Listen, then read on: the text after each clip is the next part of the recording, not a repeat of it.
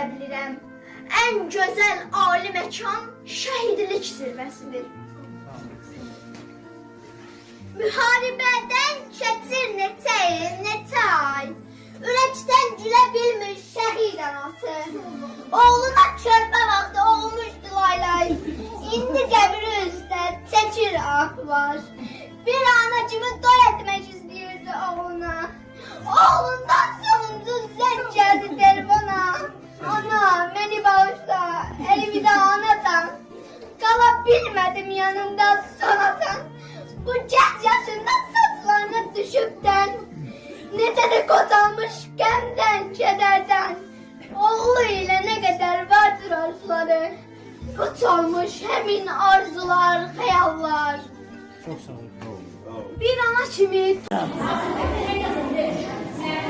Gəlişinlə qurtuldu bu vətən, sən oldun bu xalqa ümidlə güvən, sən oldun dar gündə köməyə yetən, ulu bir sərkərdə, ulu bir öndər, ucaltdı hər yerdə bayrağımızı, yazdı tarixlərə ad sanımızı, tanıtdı dünyada varlığımızı, ulu bir sərkərdə, ulu bir öndər.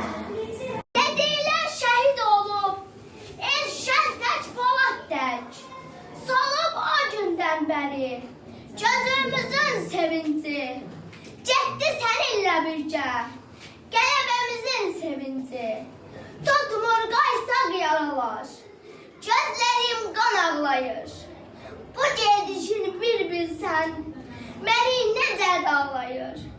Şəhid oldun ay Elşən, adına qurban olum.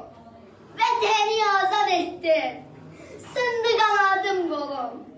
De necə dözsün ürək, sağmaz yaralar. Ürəyi paramparça, necə dözsün analar.